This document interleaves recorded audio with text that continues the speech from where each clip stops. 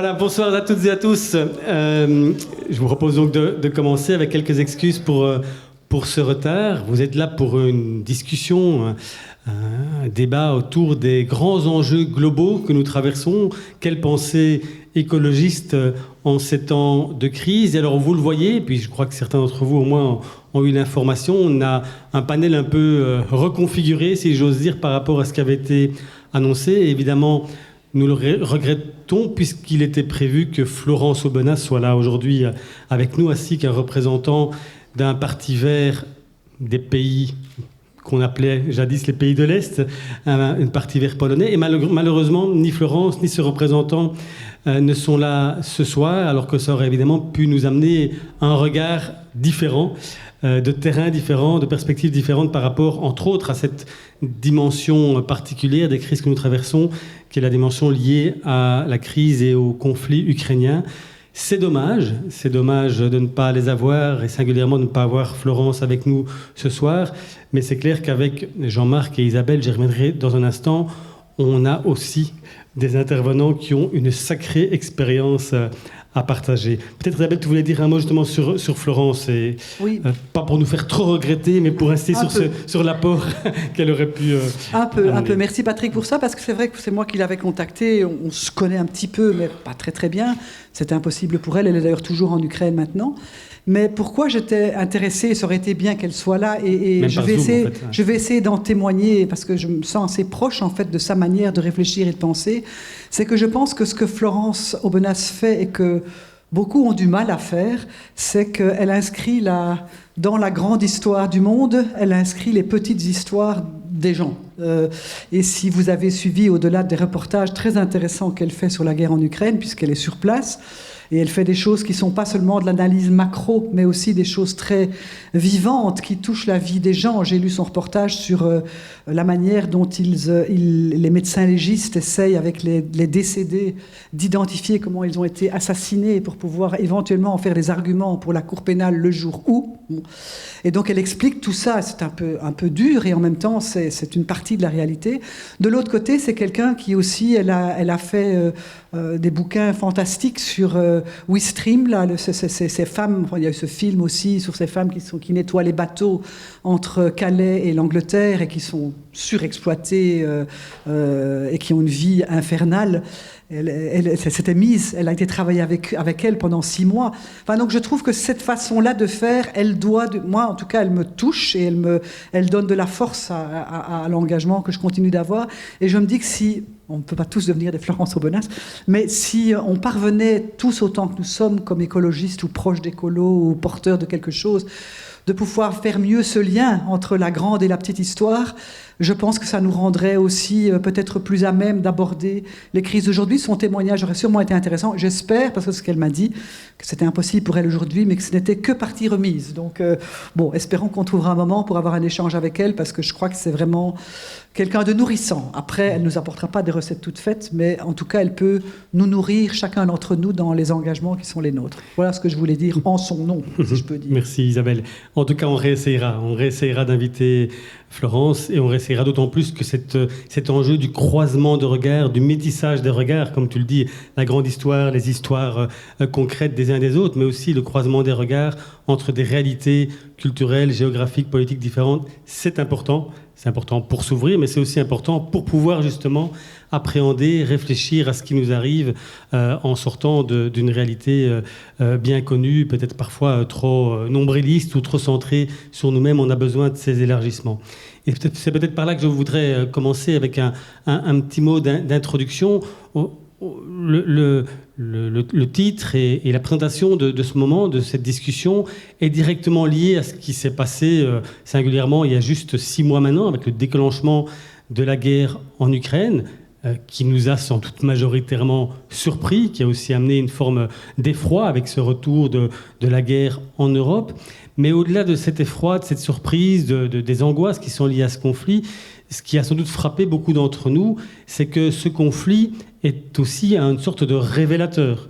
Et il nous amène à regarder le monde peut-être différemment, à découvrir toute une série de choses dont nous n'avions pas nécessairement conscience ou pas suffisamment par rapport à ce qui se joue au niveau international, mais qui a aussi des conséquences très concrètes chez nous. Je reviens moi-même d'une mission en Afrique. C'est tout à fait saisissant de voir que dans beaucoup de pays africains aujourd'hui, par exemple, les gens très majoritairement sont pro-Poutine parce qu'ils ont une grille d'analyse de ces conflits fondée sur d'autres éléments historiques et que ça peut nous surprendre par rapport à ce que nous avons comme perception de ces enjeux. Ils ont aussi une perception très forte du fait que beaucoup de ces conflits, singulièrement le conflit ukrainien mais d'autres, sont directement liés évidemment aux enjeux d'accès à différentes ressources qui sont indispensables à nos économies. Donc ce conflit en éclaire d'autres, ce conflit révèle une série de choses sur nos interdépendances à l'échelle globale et c'est aussi un amplificateur de différentes crises que nous connaissons. Alors on parle beaucoup de la crise énergétique, des conséquences de ce conflit ukrainien très très fortes sur la transition énergétique, sur les prix de l'énergie chez nous.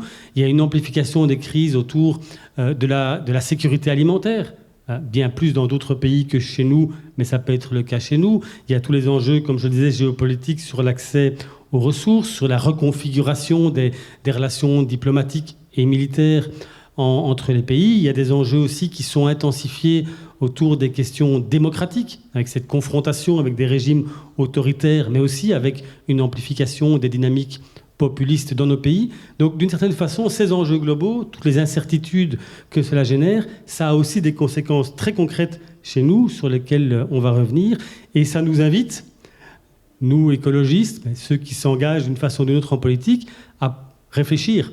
Comment aborder ces enjeux globaux, comment les appréhender et agir à des niveaux internationaux, on le verra avec Isabelle, mais aussi comment en tenir compte chez nous, concrètement, en étant capable à la fois de protéger les plus fragiles, d'assurer la protection nécessaire de la population, tout en continuant, peut-être même en amplifiant des logiques de transformation, de transition, de transformation de la société autour des enjeux qui nous sont chers. Voilà un peu ce dont on va parler ce soir avec Isabelle Durand. Alors, je ne sais pas jusqu'où je dois présenter nos intervenants, mais pour la forme, moi, je vais le faire. Isabelle Durand, elle a occupé à peu près toutes les fonctions possibles pour une écologiste engagée. Secrétaire fédérale, comme on disait à l'époque, vice-première ministre, parlementaire, vice-présidente du Parlement européen. Et puis, depuis quelques années, elle était directrice générale de la CNUSET, donc qui s'occupe de commerce, de développement au niveau international, donc dans une agence des Nations Unies. C'est donc une expérience très rare, très précieuse, justement, de perception et d'action au niveau international. Alors, je crois que vous connaissez Jean-Marc, qui fait un boulot extraordinaire, puisqu'il est aujourd'hui coprésident d'Écolo, mais il a aussi toute une série de fonctions par le passé, dont celle de chef de groupe à la Chambre et de ministre, entre autres, de l'énergie. Et donc, Jean-Marc a aussi écrit, vous l'avez vu tout récemment, un livre qui s'appelle « Conquête ». Et je ne doute pas que dans ces échanges, on va aussi parler des conquêtes et des espoirs qu'il faut mobiliser pour repartir, on va dire, je ne sais pas si tu apprécierais de le dire comme ça, Jean-Marc, à l'assaut du progrès. Voilà, je ne vais pas être plus long pour l'introduction, peut-être pour nous mettre dans l'ambiance, sachant qu'on va essayer de faire tenir l'ensemble de nos échanges dans 1h30. On a chaud, on a tous encore certainement envie de pouvoir poursuivre la discussion autour d'un verre. Donc 1h30, ça me paraît un bon timing. Je vais vous demander à chacun, ce temps de crise multiple et d'incertitude, quels seraient les 3 mots pour vous qui les caractérisent, qui peuvent leur donner des couleurs? 3 mots-clés pour parler de ces crises. Je commence ? Isabelle, oui. Bon, alors, tu me l'avais dit à l'avance, donc j'ai un petit peu réfléchi. Sinon, j'aurais été prise au dépourvu. Mais donc, j'ai un peu réfléchi et je vous propose 3 mots et j'explique pourquoi. Le premier, c'est le mot résilience. Et les mots que j'ai choisis, en fait, ils peuvent être à la fois extrêmement positifs et extrêmement chiants, en fait, pour le dire clairement.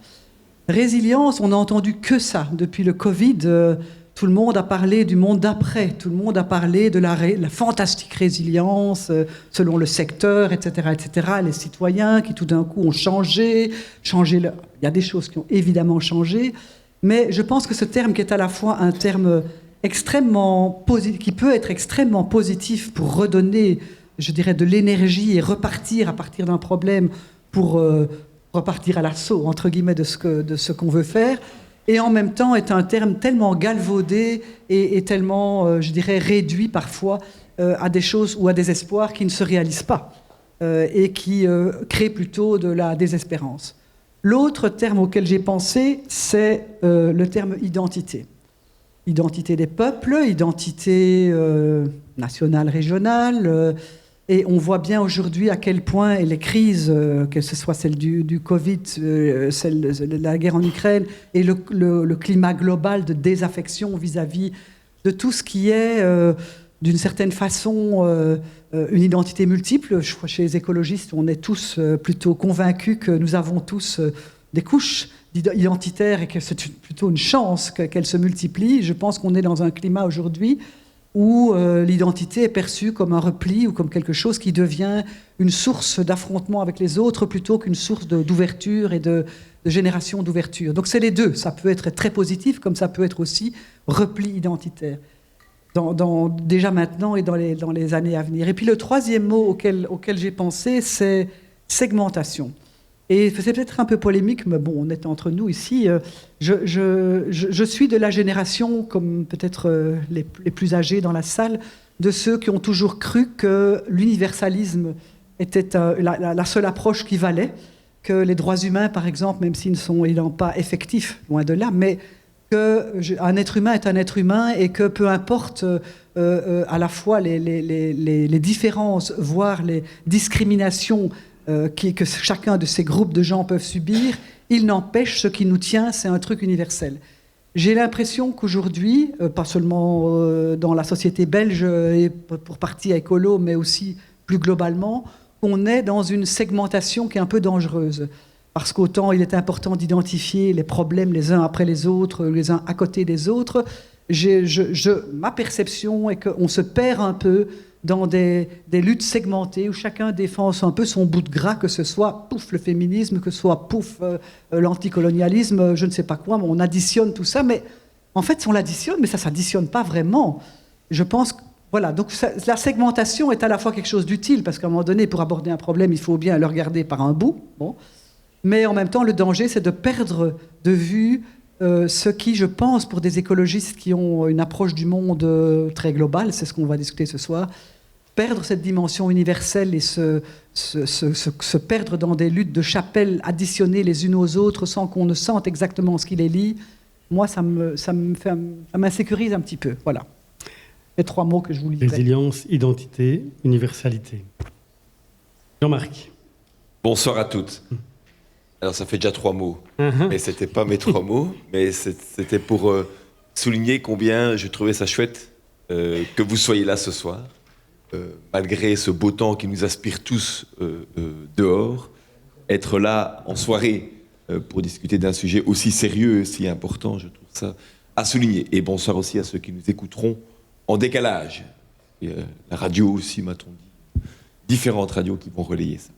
Mes 3 mots. Qui caractérise les temps qu'on traverse. Secouer. Alors c'est marrant parce que je l'ai fait à l'aveugle de ce qu'Isabelle allait dire, mais le deuxième c'est relier, et le troisième c'est révélateur. Donc secouer. Allez, il ne faut pas se cacher, il ne faut pas faire semblant. C'est vachement secouant pour tout le monde, je pense. Celui qui traverse ces temps-ci de manière très paisible, sereine, sans être interpellé, sans se laisser interpeller, je pense qu'il y a quelques soucis d'ordre médical à se poser. Je regarde souvent, ou j'essaye de regarder par les yeux de mes 3 jeunes, c'est plus des enfants, ce sont des jeunes. Si on prend la moyenne des 3, donc ils sont nés au début des années 2000, et si on regarde l'ensemble des choses qu'ils ont déjà vécues en termes de crise, si on utilise ce mot-là, c'est quand même pas triste pour quelqu'un qui a 20 ans ou un peu plus aujourd'hui de se dire, d'abord, les attentats de 9 septembre 11 septembre, oui, voilà, moi 9 et 11, 11, 9, 11, et nous on dit à l'inverse, hein, les chiffres, c'est pour ça que... donc 11 septembre, puis on a eu financière, puis on a eu maintenant, très vite, en très peu de temps, Covid, les inondations, l'Ukraine, et puis derrière tout ça, il y a la crise climatique, évidemment. Pas non plus faire semblant qu'elle n'est pas là aussi. Et donc, quelque part, la crise peut devenir pour eux la normalité. Je pense que c'est un peu facile de dire ça. Ils sont quand même fortement secoués par tout ce qui se passe et ils sont légitimement en droit de se demander mais c'est quoi ces gens qui nous gouvernent avant moi? Donc, qui nous ont gouvernés. Quel monde nous laissent-ils ou nous ont-ils laissés? C'est le premier mot. 2, les choses sont reliées. Et je pense vraiment que dans toutes ces crises que j'ai citées, il y a effectivement un lien et il y a, j'évoque tout de suite le troisième mot révélateur, ça révèle en tout cas une chose, c'est l'intensité de l'interdépendance.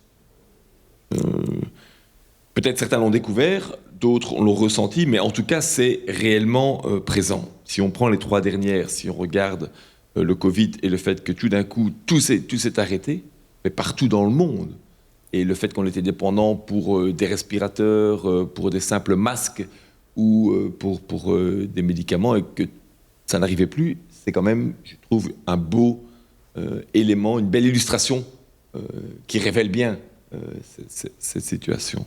2,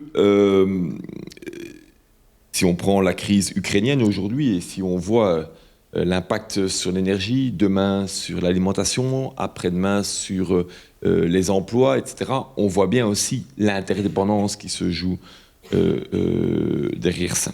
Et puis évidemment avec la crise climatique, dont l'année passée, la traduction, c'était les inondations, cette année, c'est la sécheresse, et on voit bien l'interdépendance aussi, parce que le climat, ça ne se joue pas que chez nous, ça se joue partout dans le monde, et Isabelle traverse ce monde, Patrick, toi tu reviens du Kivu, etc., et c'est vécu partout, en fait. Donc, cette caractéristique de l'interdépendance et donc de la reliance, peut-elle nous amener à voir ce qu'on a en commun.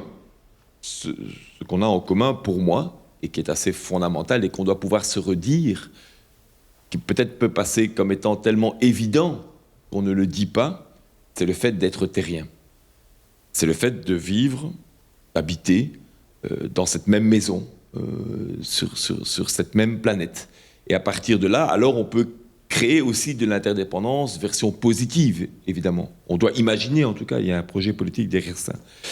Et puis, peut-être sur le révélateur, et terminer par là, à ce stade-ci, je pense que toutes ces crises, et celles qui vont venir, parce qu'il y en aura encore, sont révélatrices, non pas de la fin du monde, mais de la fin d'un monde, de la fin d'un modèle qu'on peut assez facilement classer extractiviste, productiviste, capitaliste, qui exploite l'homme, qui exploite la nature, et ça offre une opportunité pour construire un autre modèle, parce que les limites du modèle actuel sont clairement de plus en plus apparentes au détour, quelle que soit la crise qu'on prend. Voilà un peu les 3 mots.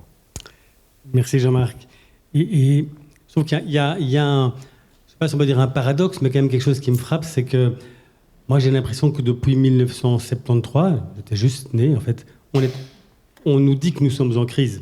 Hein, c'est la crise, c'est la crise, c'est la crise. Ça devient une sorte d'état permanent, et en même temps aujourd'hui, cet entrelacement de crises prend une dimension beaucoup plus puissante dans ce qu'elle fait émerger comme immense sentiment d'incertitude. Comme tu viens de le dire, on a un peu l'impression d'être entre deux mondes, dans un entre-deux-mondes dans lequel il est difficile de s'orienter. D'où l'importance d'avoir des réflexions qui permettent de réajuster sa boussole, peut-être avant d'agir.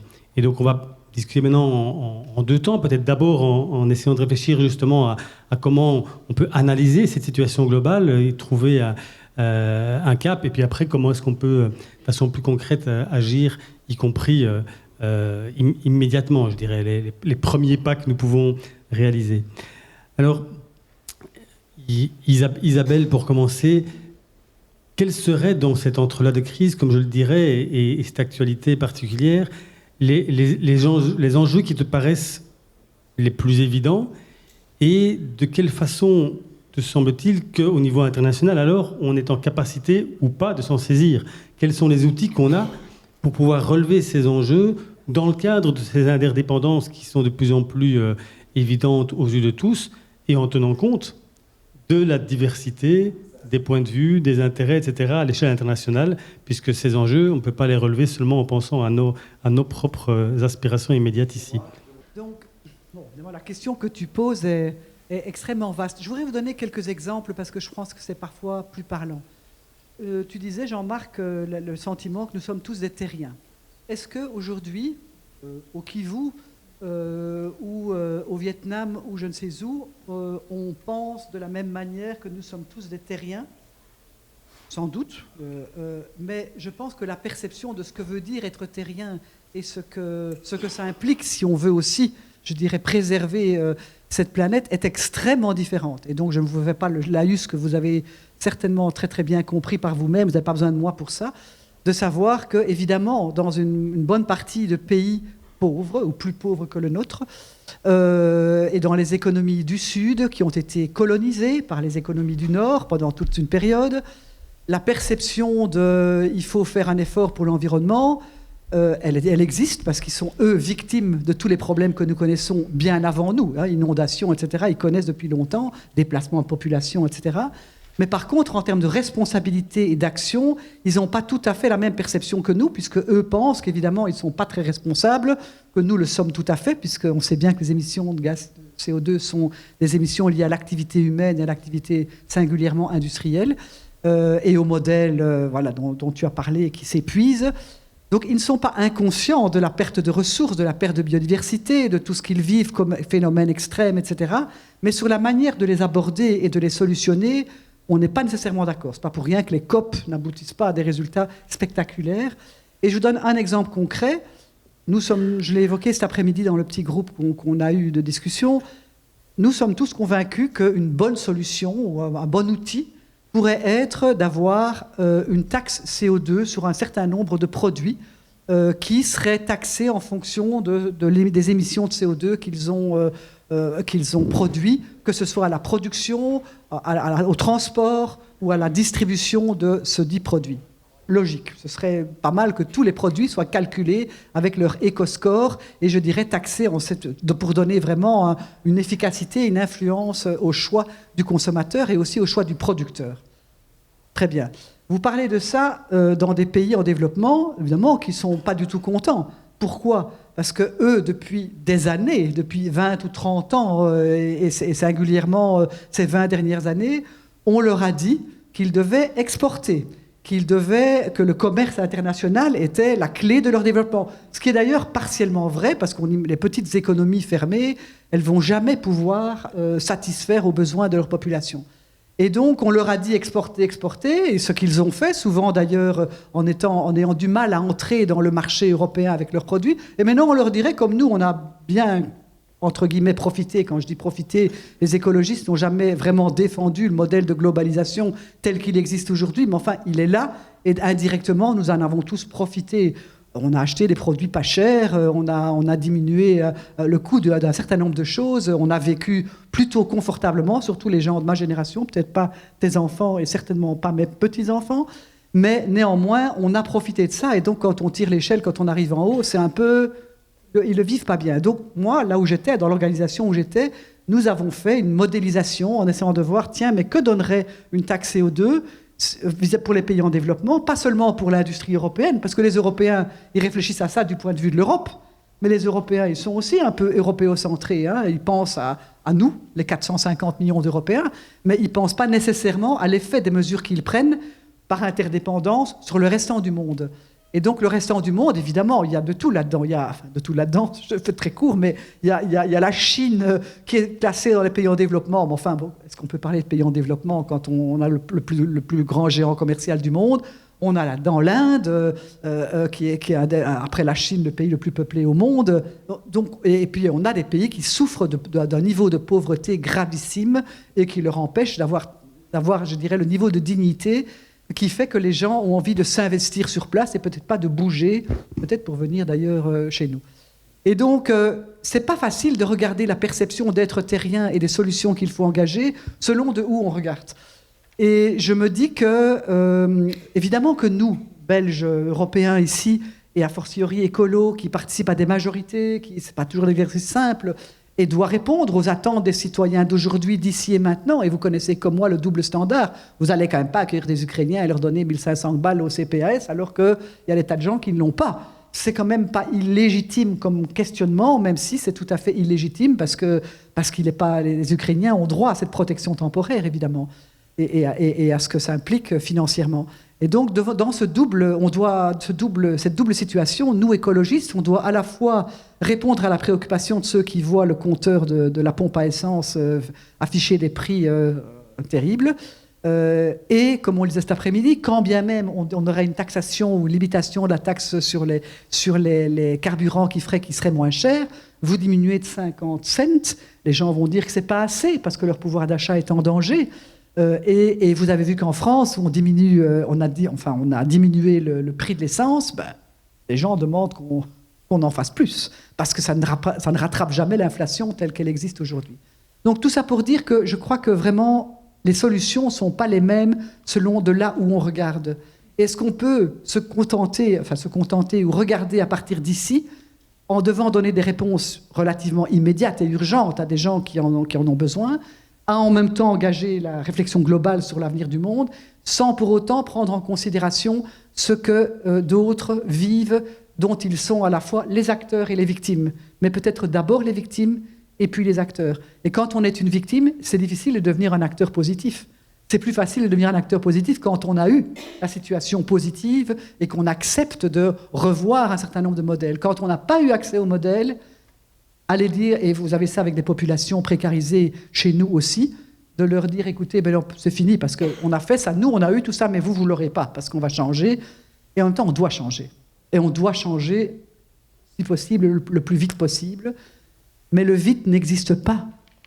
Et je pense qu'à la fois, on peut avancer sur des mesures X, Y et Z, mais la rapidité de prise de mesures pour sortir d'un modèle capitaliste épuisant les ressources, ça ne va pas se passer comme ça. Enfin, je vais dire, ça ne va pas se passer parce que nous le demandons.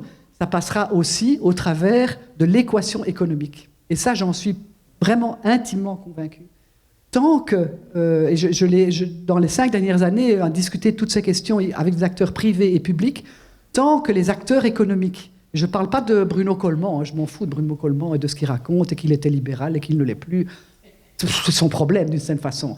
Mais par contre, tant que les entreprises elles-mêmes ne vont pas comprendre ou mettre vraiment, ce qu'elles sont d'ailleurs pour partie en train de faire, la question climatique et environnementale ou la question terrienne au centre de leur business, et elles sont en train de le faire, elles vont faire bouger les lignes. Elles vont amener à de la relocalisation. Nous, on peut aller acheter nos produits chez un producteur, c'est tout à fait idéal, et c'est ce que je suppose que la plupart d'entre nous essayent de faire, tant que faire se peut. Mais ça ne suffira pas, évidemment, à l'échelle de ce qu'il y a à faire. Par contre, quand le monde économique et l'équation économique fera qu'il sera plus intéressant de travailler sur des circuits plus courts, d'où toute la question de la taxation, du transport, etc., du mode de production, des subventions à l'exportation ou pas, alors oui, les choses vont... Donc je pense que nous, on doit s'intéresser aussi à l'équation économique, pas qu'à l'équation politique. Parce qu'il ne suffira pas de faire un discours très puissant sur il faut changer de modèle pour que le modèle change par quelques mesures qu'on pourra prendre dans des coalitions compliquées où on arrivera à des résultats intéressants, mais toujours insuffisants par rapport à nos ambitions, surtout sur le moyen terme. Donc je pense qu'on doit diversifier notre portefeuille ou notre façon d'agir pour pouvoir ne pas être seulement dans l'idéologie d'un modèle global qui nous porte, mais qui mettra quand même encore beaucoup de temps avant de se réaliser. Peut-être juste encore un petit prolongement au niveau international. Tu mets en évidence l'importance des acteurs économiques. la guerre dont on parlait, mais d'autres configurations géopolitiques aujourd'hui à l'échelle du monde avec les Chinois, les Russes, les Américains, en fait, sont très fortement liés à ces enjeux économiques d'accès aux ressources. Est-ce que tu perçois des outils, des dynamiques qui permettent justement de gérer ça à l'échelle internationale qui ne soient pas fondées sur l'agression et la violence plus ou moins explicites? Alors, les guerres, elles sont aussi commerciales. Bien sûr, il y a la guerre en Ukraine et avec tout ce qu'elle entraîne comme conséquences économiques, à la fois sur les questions alimentaires, les questions de coût de l'énergie, etc. Mais les guerres, elles sont, je dirais, avant tout économiques. C'est sur des affrontements de puissance et de domination des marchés que les États-Unis et la Chine se disputent, si je peux le dire gentiment. Depuis, ils ne se font pas la guerre, mais ils se font une guerre économique dans des conditions évidemment très différentes, puisque ce sont des régimes qui n'ont pas du tout les mêmes obligations, etc. Donc je pense que vraiment le commerce et les échanges sont quelque chose d'extrêmement puissant, parce que c'est ça qui nourrit la domination qu'on a ou pas sur son voisin. Alors, à un moment donné, s'ajoutent à ça les questions identitaires, donc les questions que tu as évoquées, y compris le retour à la Grande Russie, pas accepter l'indépendance de l'Ukraine, etc., ou la volonté de la Chine, par exemple, de faire ce qu'elle appelle les routes de la soie. Et les routes de la soie, ce sont en fait des routes où la Chine prend en possession totale ou partielle des ports et des aéroports sur des routes qui sont des routes d'exportation, qui lui permet, puisqu'elle est un peu décentrée, de faciliter les exportations des biens qu'elle produira pour le bénéfice de son économie. Et voilà, la Chine, elle a pris en possession le port du Pirée en Grèce, elle prend en possession des ports, des infrastructures en Afrique. Et aujourd'hui, oui, en effet, beaucoup d'Africains pensent qu'il vaut mieux les Chinois que les Européens, et il vaut prendre mieux que les Russes. Et c'est pour ça qu'à l'Assemblée générale des Nations Unies, quand la guerre a commencé, il y a eu un vote à l'Assemblée générale, et on a eu, j'ai plus les chiffres exacts, mais il y avait une trentaine d'abstentions de beaucoup de pays qui n'ont pas voulu voter ni pour ni contre, parce qu'ils veulent voir de quel côté ça va tourner, et qu'il ne faut quand même pas fâcher ni les Russes ni les Chinois, parce que les Européens, c'est bien, mais les Européens, on y croit de moins en moins, en fait, aux Européens, dans les pays en développement, et singulièrement en Afrique, surtout parce que là, il y a aussi tout le problème du colonialisme, du racisme, ou de la perception de l'afrodescendance, etc., etc.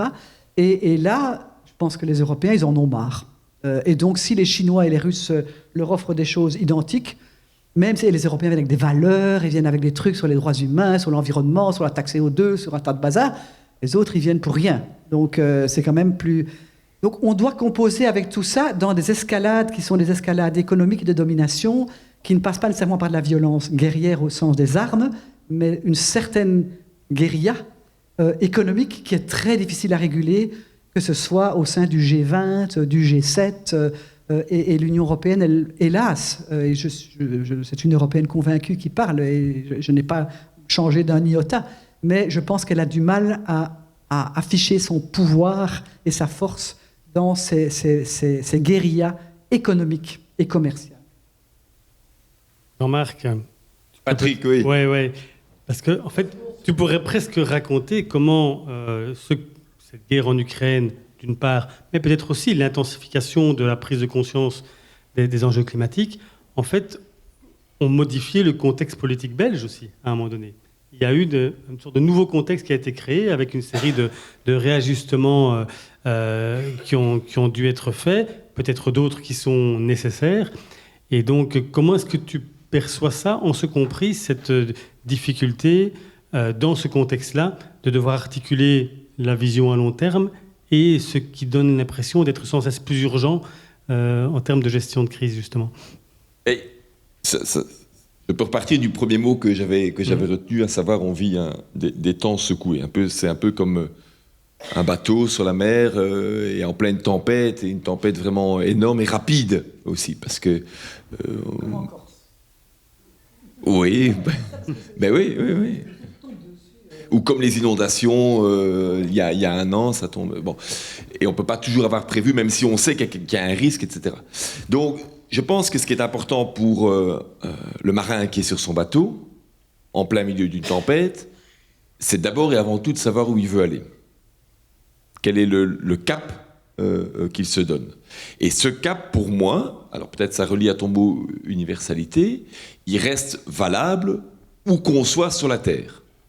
C'est de pouvoir donner une vie heureuse à tout un chacun. Ça peut encore paraître bateau, mais avec l'image du bateau, ça passe. C'est de pouvoir donner, donc, y compris chez nous, chez les personnes les plus précarisées, y compris en Afrique, ou y compris au Vietnam, dont tu parlais, une vie heureuse. C'est le cap, et ça passe aussi par le fait que cette planète doit rester habitable, au nord comme au sud comme au nord. Je ne pense pas qu'en disant ça, je fais de l'européanocentrisme. Justement, j'essaie de partager cette universalité de l'horizon vers lequel on doit aller.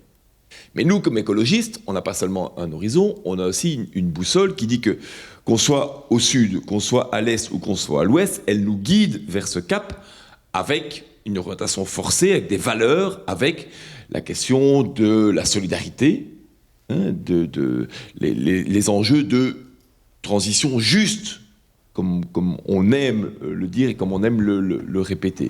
Et je pense, j'espère, que cette boussole, c'est une des dimensions de la boussole, elle est universelle aussi. Parce qu'il ne s'agirait pas de reproduire un modèle qui ne serait plus européen, mais qui serait chinois, de domination. Et on entend déjà des pays africains s'exprimer aussi, après 10 ans de présence, peut-être au début enthousiasmante de la part des Chinois, davantage de manière critique aujourd'hui. Dimension de solidarité, dimension de justice sociale, ici et là-bas dans la boussole, dimension aussi démocratique. Fondamentalement, dans notre projet, dans notre vision, quand c'était allumé tout à l'heure, mais vous avez le temps de le voir, vous avez raison de le dire, c'était la vision écologiste de ces temps-là. Il n'y a pas seulement la solidarité, il y a aussi fondamentalement le fait que c'est démocratique. Et ça nécessite parfois du temps. Et effectivement, on n'a pas toujours ce temps, puisqu'il y a un degré d'urgence, mais néanmoins, ça reste pour nous une valeur fondamentale, avec la participation derrière ça. Et puis après, une fois qu'on a le cap, une fois qu'on a la boussole qui nous dit comment il faut aller, alors on se pose la question des outils, du comment, du chemin. Et là, la taxe CO2, pas la taxe CO2, ou plutôt, quelle forme de taxe CO2 pour qu'elle soit effectivement redistributive ici et là-bas en fonction de la boussole qu'on a. Ça, on peut discuter. Et c'est logique qu'on ait effectivement aux Nations Unies ou dans d'autres instances internationales des retours de gens qui disent « Et ça va, vous avez fonctionné comme ça pendant combien d'années ?» Mais c'est pas pour autant qu'on doit dire « Bon, ok, ça va, on laisse tomber. On laisse tomber et en fait, vous avez le droit pendant 50, 60, 70 ans de faire exactement comme nous. » Parce que ça, on sait que c'est pas tenable. Ça, ils le savent aussi. Et ils j'allais exactement le dire, et ils le savent. Et je pense qu'ils ont, eux, une expérience de cet autre vécu qui peut être utile pour nous. C'est quoi cet autre vécu ? Notamment sur l'économie plus circulaire, sur une forme de relocalisation, mais qui est pour eux une forme de localisation. Ça ne veut pas dire qu'il n'y a plus d'échanges internationaux. Ça ne veut pas dire qu'on va juste se racrapoter sur notre territoire européen, belge, wallon, namurois et à la plante. Parce que là, il y a un écosystème qu'on pourrait, à la limite, fermer au reste du monde. Non. Il y a toujours cette vision globale qu'on a aussi, parce que la solidarité nécessite encore aussi cette forme d'échange. Mais je crois extrêmement important, dans ces temps troublés, avant de définir les mesures précises et éventuellement de les critiquer avec beaucoup de légitimité, qu'on soit d'accord sur ce cap et sur les éléments de la boussole pour savoir comment on avance. Une fois qu'on a défini ça, évidemment, il faut se mettre en route, parce qu'on ne peut pas non plus perdre trop de temps. Et c'est ça le travail qu'on essaie de faire dans les communes, dans les parlements, dans les gouvernements et au niveau européen. Et je continue, moi, à penser que le niveau européen est un niveau nécessaire et un bon échelon pour expérimenter, mais à l'écoute des autres continents, toute une série de choses en lien avec ce nouveau modèle. C'est la question des échelles. La question des échelles, moi, je la pose souvent avec la question de la mobilité. J'ai plusieurs échelles. On dit, est-ce que vous êtes belge, est-ce que vous êtes wallon, etc. Tu dois lier chaque fois la question des échelles, selon ma réflexion, et c'est pas quelque chose d'arrêté, mais voilà, c'est un peu aussi imagé. Tu as ce que tu peux faire à pied, ton quartier. Tu as ce que tu peux faire à vélo, ton territoire. Tu as alors ce que tu peux faire en train, et grâce au ministre, on peut aller loin, et au ministre avec S, hein, et XAO, hein, on peut aller loin, mais tu restes alors à l'idée, plus ou moins, d'un continent ou d'une partie de continent.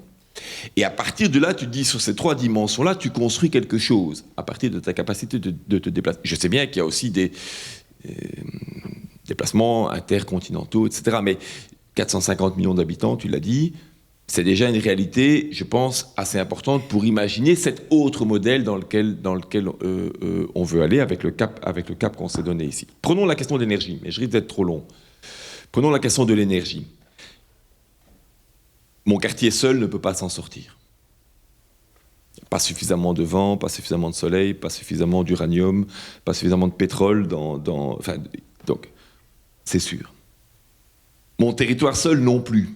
Peut-être que certains autres territoires, ça doit être possible d'être autarcique, je veux dire, mais ce n'est pas le cas de Charleroi. Si on prend mon continent, là, je pense qu'il y a des choses qui commencent à se jouer de manière efficace. Avec quoi ? De l'interconnexion. Quand il y a plutôt du vent au nord, il y a du soleil au sud. Quand il y a un problème à l'est, il y a peut-être des solutions à l'ouest. Il faut pouvoir être interconnecté. C'est une forme de solidarité, l'interconnexion aussi. Il ne faut plus le penser d'un point de vue purement territorial. Évidemment, il faut développer les moyens de stockage. Il y a des pays qui ont des capacités naturelles de stockage qui sont plus grandes que d'autres pays, mais on peut le penser à l'échelle européenne aussi. Est-ce que ça veut dire que pour autant mon quartier, là où je me déplace à pied, n'a plus aucun sens sur la politique énergétique? Non. Au contraire. Exemple, le stockage par batterie, pour moi, n'a pas beaucoup de sens d'être individualisé dans chacune des maisons. Parce qu'on va avoir une capacité de stockage trop grande si on prend maison par maison. On peut l'imaginer à l'échelle d'un quartier. On peut imaginer des communautés d'énergie aussi à l'échelle d'un quartier. On peut imaginer qu'il n'y ait pas, demain, s'il y a encore quelques voitures, elles seront électriques, des bornes de recharge dans chacune des maisons, mais à l'échelle d'un quartier. On peut aussi, à l'échelle d'un territoire, imaginer une série de choses en termes de production, parce qu'on ne sait pas mettre des éoliennes partout. Il y a des territoires où on peut plus facilement en mettre dans certaines parties du territoire, etc. Et donc, à chacune des échelles, ça se joue, mais je crois que la dimension européenne pour l'énergie, on peut prendre l'alimentation après, on peut prendre d'autres choses, a une forme de pertinence. Je connais beaucoup moins, tu connais beaucoup mieux les autres, mais je sais que ça doit être aussi de l'ordre du faisable quand tu atteins une taille critique suffisante. Ce qui compte, c'est de ne pas oublier l'horizon et de ne pas oublier la boussole de la solidarité, de la transition juste qui est derrière. Parce qu'autrement, on va se planter sur les mesures, même celles énergétiques que j'évoque. On peut faire une énergie 100% renouvelable, mais qui soit totalement dans les mains des seuls qui ont déjà les moyens. Ça n'a aucun intérêt. Par contre, ce qu'au niveau des CPS, on fait en termes de communauté d'énergie, par exemple à Saint-Gilles, à Bruxelles, ou ce qu'on fait aussi en Wallonie en redistribuant une partie des bénéfices des productions énergétiques, ça me semble, ça a beaucoup de sens parce que ça respecte la boussole qu'on doit avoir. Donc je distingue la boussole du GPS. Le GPS, le chemin, on peut bouger, parce que parfois il y a des routes qui sont bloquées ou on en crée de nouvelles, etc. Mais en tout cas, on doit garder la boussole et on doit garder l'horizon. Donc tu viens de redécrire la boussole, un peu la stratégie ou la vision énergétique. Juste, est-ce que ces derniers mois t'ont amené à ajuster ou à revoir, à penser différemment cette stratégie de façon générale ou alors de façon très concrète? Non, c'est évident, enfin je veux dire, on le sait bien, tous ceux qui ont suivi le, mais je pose quand même la question, le débat, mais c'est tout à fait légitime de votre part, monsieur l'animateur, de poser cette question stupide. Écolo a dû revoir, non pas son horizon, non pas sa boussole, la manière dont on le voit avec nos valeurs, etc., mais a dû revoir le chemin pour atteindre l'horizon des 100% renouvelables.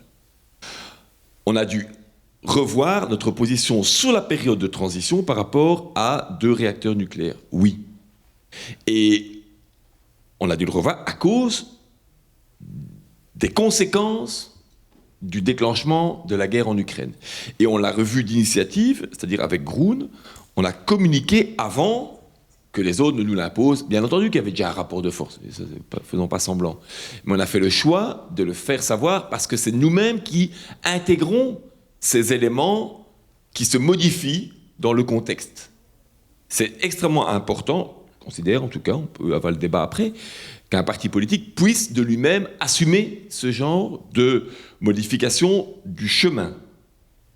Mais il doit expliquer que l'horizon reste le même, que la boussole reste le même, mais que tenant compte du contexte, et donc on a ouvert la porte, c'est pas encore finalisé, parce que ça peut pas être à n'importe quel prix non plus. Hein, ça c'est aussi une valeur liée à, on a des ressources limitées financières, on va pas tout mettre pour le choix de la prolongation des 2 réacteurs, mais normalement on a la possibilité aujourd'hui d'avoir, si la négociation est correcte, la prolongation de 2 réacteurs, alors que jusqu'en fin décembre, invasion au 24 février, tous les indicateurs étaient au vert pour réaliser quelque chose qui était dans le programme historique d'écolo, depuis toujours, à savoir la sortie du nucléaire. Mais ça reste notre horizon. Ça reste notre horizon. On se donne, sur ce volet-là, 10 ans de plus.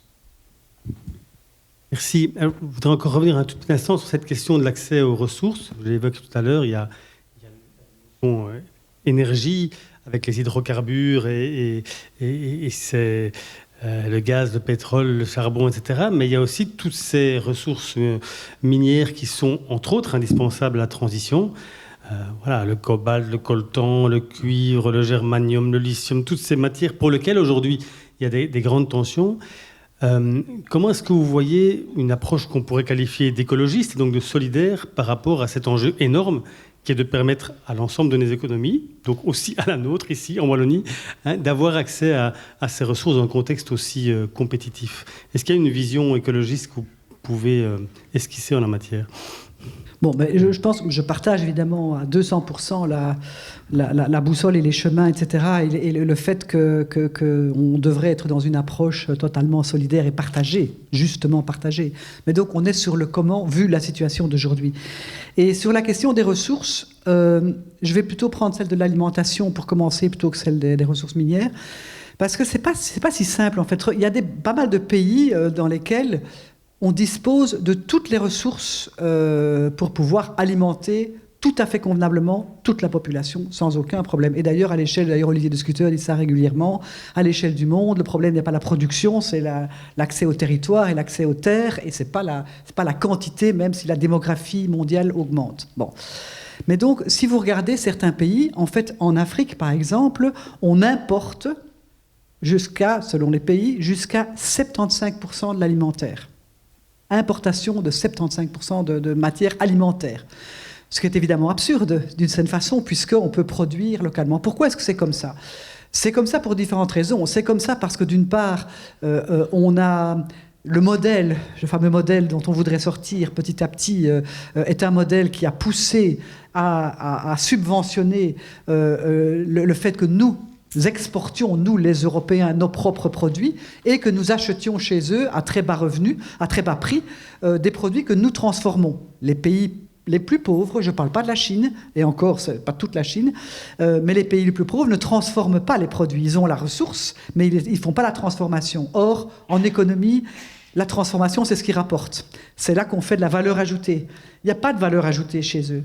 Et donc, que ce soit pour l'alimentaire ou pour d'autres produits, ils produisent du brut, ils le vendent à des prix qui sont fixés par des marchés internationaux et ils n'ont pas la capacité, du coup, d'utiliser ces ressources pour ne fût-ce que nourrir convenablement leur propre population. Donc le système est assez tordu du point de vue alimentaire. On devrait avoir, et donc ça nous emmène à la question d'une certaine souveraineté alimentaire. On doit pouvoir relocaliser, mais on doit, pour un certain nombre de biens, dont les biens alimentaires premiers, je pense qu'on doit avoir des productions plus régionales, plus proches, sur lesquelles on a une maîtrise, plutôt que de dépendre des prix qui sont fixés par ailleurs et sur lesquels le pauvre producteur n'a strictement rien à dire. Une fois il gagne, une fois il perd.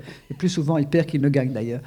Donc, pour les ressources, c'est compliqué. Il ne suffit pas de les avoir. Les avoir est une chose, et paradoxalement, les pays les plus pauvres sont ceux qui sont les plus riches en ressources. Il faut aussi avoir la capacité et les leviers pour pouvoir en bénéficier et exporter dans de bonnes conditions, à des prix corrects. Et je vous donne un autre exemple assez parlant aussi, qu'on aurait tous tendance à vouloir partager, mais qui a ces effets secondaires, si on n'y pense pas, qui sont très négatifs. Je le disais cet après-midi, j'ai été auditionné au Parlement européen dans une commission qui travaillait sur les systèmes de préférence généralisés. Les systèmes de préférence, c'est l'Union européenne qui décide que pour un certain nombre de produits venant de certains pays, pour les aider à se développer, ils n'ont pas de barrière tarifaire. Ils peuvent venir sans payer de taxes et on leur facilite l'exportation de leurs produits, donc on le leur achète à relativement bon prix, puisqu'ils n'ont pas de taxes tarifaires, douanières à payer. Système très juste qui permet d'encourager le développement de certains produits, de certaines filières, ou plus spécifiquement dans certains pays. Ils étaient en train de réfléchir au Parlement européen sur changer, un petit peu adapter le règlement. Et donc, ils m'auditionnent pour entendre un peu le point de vue de la CNUSET, et je leur dis, j'écoute Raphaël Glucksmann, un intéressant parlementaire socialiste, mais un type très bien, qui est très proche de nous en fait, et qui me dit, mais voilà, nous réfléchissons à un système qui va intégrer toutes sortes de normes environnementales, parce qu'on doit changer, ça nous ramène à la question de la taxe CO2 et de tous les éco-scores des produits, et d'avoir plus d'exigences environnementales pour les produits qui vont entrer, et utiliser le système des préférences pour encourager des produits environnementalement plus friendly, disons.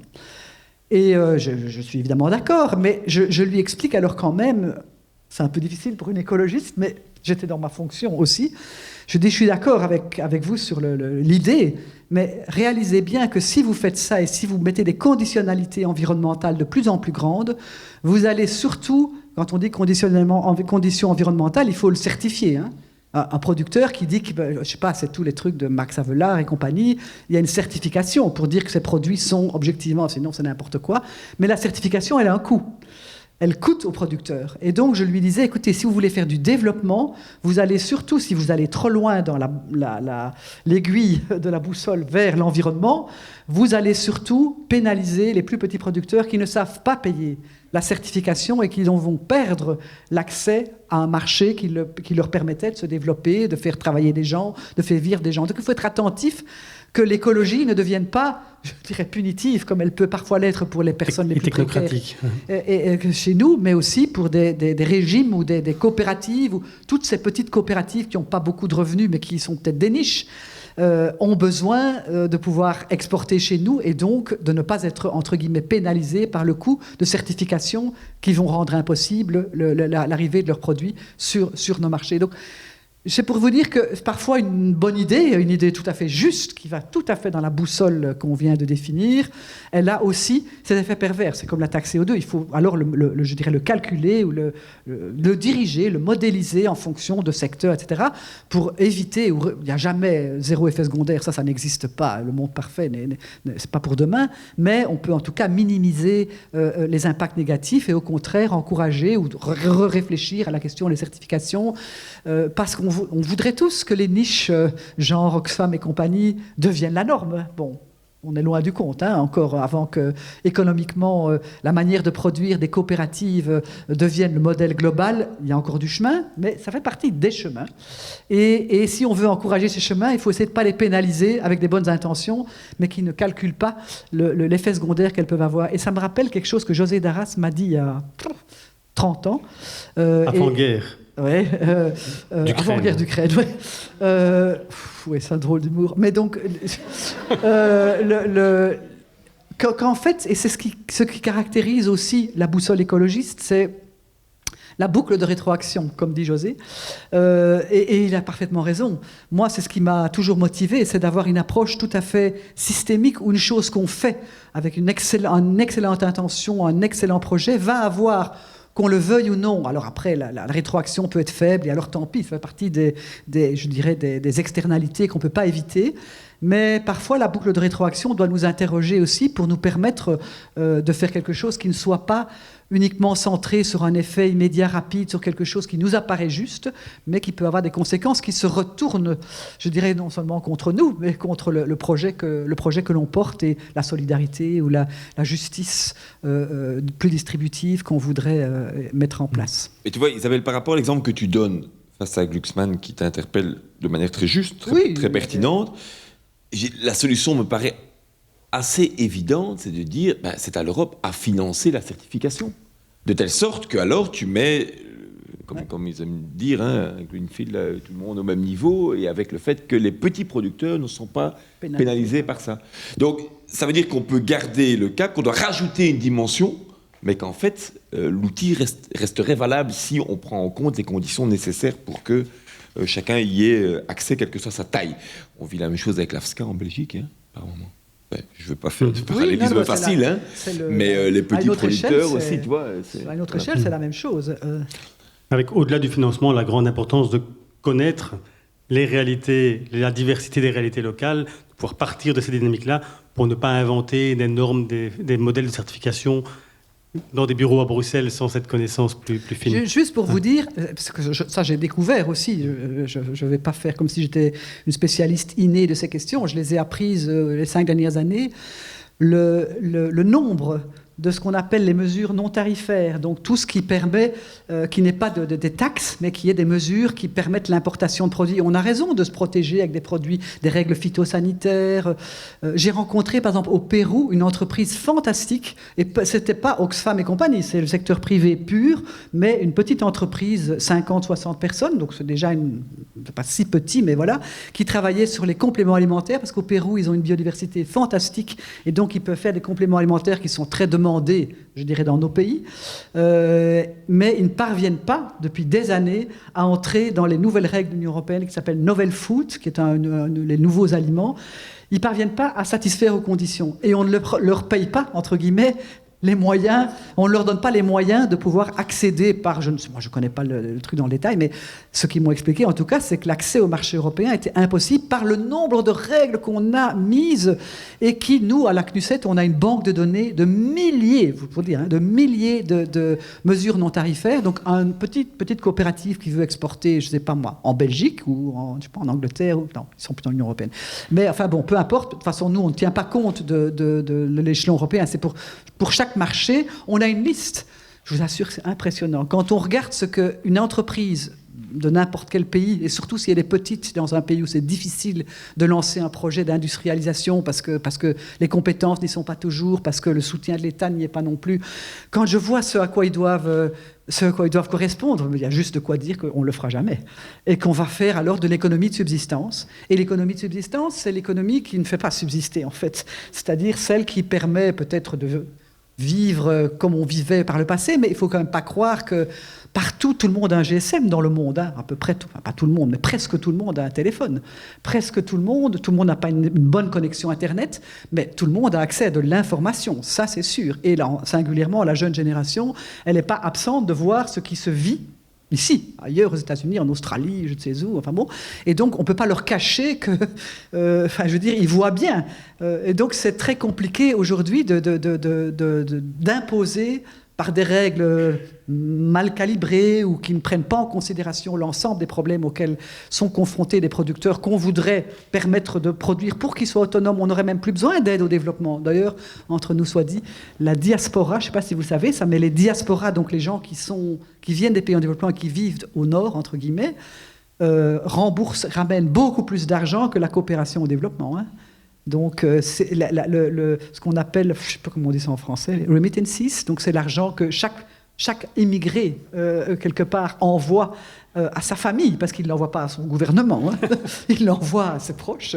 C'est plus que la coopération au développement. Et donc, il y a aujourd'hui, franchement, des gens dans les pays en développement qui disent on a ras-le-bol de toutes les conditions de la coopération au développement, parce que, en fait, les remittances, c'est quand même plus intéressant. Donc, il y en a un par famille qui part, qu'il essaye de se débrouiller, qui ramène de l'argent, et ça nous aidera plus que tout leur bordel de listes de conditionnalités, de mesures non tarifaires et de machins qui les sert eux et qui ne nous sert pas nous.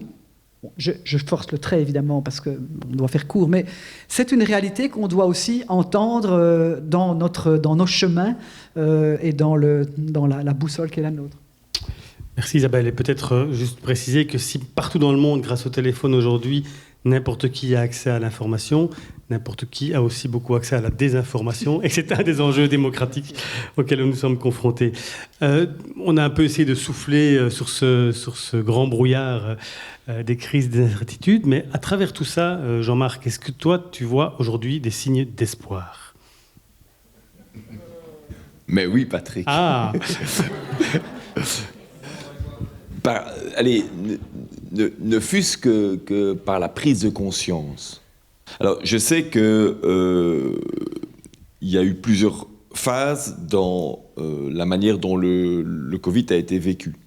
Mais dans la première phase, celle où beaucoup de gens ont pensé un autre monde, ont expérimenté du temps un peu retrouvé chez eux, du temps avec leurs proches, moins de courses à la consommation. Le magasin était fermé, sauf le magasin dit essentiel, critiquable par ailleurs, etc. Mais je crois qu'il y a, à l'intérieur de beaucoup d'êtres humains, cette ressource de se projeter ou d'avoir envie de vivre autrement que d'être simplement téléguidé par la consommation, la routine et le toujours plus. Je crois qu'il y a de plus en plus d'expression de cette recherche d'une qualité de vie plutôt que d'une quantité. Je ne vais pas dire « Ah oui, regardez les jeunes », comme si les jeunes étaient une catégorie unique et comme si les autres n'étaient pas aussi dans une recherche d'une plus grande de sens et de qualité. Donc ça, pour moi, c'est source d'espoir. Mais allez, on me pose souvent la question « Ouais, mais vous êtes optimiste ». Il n'y a pas de règle uniforme en la matière, mais le pessimisme peut effectivement très souvent paralyser. Mais l'optimisme peut aussi très souvent aveugler. Donc, entre les deux, je pense qu'il faut être un peu comme les alcooliques anonymes, mais AA, c'est-à-dire activiste-analyste. Tu dois à la fois analyser et agir et analyser. Un peu comme disait Isabelle tantôt, il y a les conséquences de ce que tu veux faire, il faut peut-être intégrer des boucles de rétroaction pour mais dire simplement je constate et puis il faut être pessimiste, non, ça je ne le ferai jamais. Et je crois que dans l'activisme politique, le militantisme, hein, on peut l'appeler comme on veut, c'est aussi une manière de redonner du sens. Il n'y a pas que la politique, il y a l'activisme du terrain aussi, ceux qui mènent des projets, des manières concrètes et qui nous montrent qu'une autre vie, c'est pas seulement possible, mais ils le vivent. Hein, ces jeunes agrobiotech, là on a vu à Paris, qui sont partis faire des projets, des jeunes qui s'engagent aussi ailleurs dans le monde, pas de chez nous qui vont ailleurs dans le monde aussi. Donc moi je crois qu'il y a beaucoup si on les regarde. Et puis, alors ça c'est ma petite histoire dans la grande histoire, pour faire référence tantôt. Je suis jeune étudiant en sciences politiques, option relations internationales, 1989, et on a un premier cours de relations internationales, où le prof nous dit « Je vais vous expliquer ici ce que j'explique pendant 20 ans, et ça va encore être pendant 50 ans, 100 ans pour expliquer la même chose. » Et il nous explique le mur de Berlin. Et 2 mois après, il n'y a plus de mur et on va tous, fin novembre, casser de quelques bouts du mur de Berlin et on voit Rostropovitch à la télévision, etc. Et puis quand ça va vraiment mal, quand vous pensez vraiment que ça ne va pas changer, qu'il n'y a plus moyen, relisez l'édito du Monde d'il y a 54 ans. Hein, je l'ai pris avec moi pour ceux qui ne le connaissent pas par cœur. Relisez, quoi. La France s'ennuie. 15 mars 68. La France s'ennuie. Ce qui caractérise actuellement notre vie publique, c'est l'ennui. Les Français s'ennuient. La jeunesse s'ennuie. Les étudiants français se préoccupent de savoir si les filles de Nanterre pourront accéder librement aux chambres des garçons. La télévision, heureusement, est là pour détourner l'attention, etc. Voilà. Et alors ça termine. Hein, la France est un pays qui peut aussi périr d'ennui. 15 mars 68, 2 mois avant mai 68. Et comme quoi, les choses peuvent aussi aller vite dans le basculement. Et il y a des raisons pour, attention, je ne suis pas en train de faire mon bazar, là. Il y a des raisons pour se dire, ça secoue, ça ne va pas, on ne va pas, etc. Je me rappelle ce cours. Et je me rappelle, et je relis cet édito. Et puis après, il y a les 3 principes d'espérance d'Edgar Morin aussi. Qui nous dit « Seul l'improbable est probable ». Voilà, ça c'est le premier. Et c'est vrai, au mur de Berlin, mai 68, etc. Parier sur la possibilité de la créativité et de l'intelligence. Et ça, moi, je crois beaucoup. L'intelligence, dimension collective. Mais aussi l'apport de la science. Nous ne sommes pas, certainement pas anti-scientifiques. Nous sommes pour une lecture critique de la science, dans son rapport notamment avec l'économie, etc. Mais fondamentalement, la création est aussi, pas seulement artistique, bien entendu, c'est extrêmement important aussi. Et hier, félicitations à ceux qui ont imaginé commencer ce vers pop avec une pièce de théâtre, avec l'apport artistique, avec la créativité. Mais dans cette pièce-là, on parlait de science aussi. D'une scientifique, d'une biologiste. Rachel Carson. En l'occurrence. Magnifique, par ailleurs. Pour ceux qui ne l'ont pas vu, il y a encore moyen de le voir. Mais je crois en cette créativité de la science, de la culture, et de chacun d'entre nous aussi. On peut imaginer, on peut être AA, activiste, analyste. Et alors, la troisième chose, c'est, et je trouve qu'elle est forte aussi dans Morin, l'impossibilité de durer à l'infini de tout système qui transforme la société et les individus en des machines. Et ça, je trouve c'est très intéressant aussi par rapport à certains qui imaginent des solutions purement technologiques. Que la technologie ait un rôle à jouer, ça, aucun doute. Mais que toute réponse à tout problème est une réponse technologique, ça, il faut arrêter de croire dans... Je voudrais rajouter quelque chose à ce que tu dis. Tu as dit activiste et analyste. Et j'ajouterais bien, c'est pas un A, mais j'ajouterais bien un troisième verbe ou un troisième substantif qui est la capacité d'écouter. Et je pense que c'est sans doute quelque chose qui, parfois, c'est bien que ce soir on se nourrit d'idées, de matériel, mais on est entre nous ici. Et si on sortait ces 3 trucs-là à un tas de gens sur la place ici, je pense qu'ils vont vite nous envoyer bouler en disant qu'on est sur des concepts, voilà, Edgar Morin, c'est qui Edgar Morin Bon, donc je crois que c'est très très important pour nous nourrir, mais que la capacité d'écoute, y compris des colères, auxquelles on ne répond pas par la colère, ni par la polarisation, parce que je pense que la polarisation nourrit la polarisation, c'est tout, ça c'est physique. Et donc, les colères que l'on entend, on doit pouvoir les entendre, on doit pouvoir les digérer d'une certaine façon, pour pouvoir emmener les gens dans la colère qu'ils sont, ailleurs que dans leur colère. Ce qui n'est pas, c'est vite dit, c'est moins vite fait.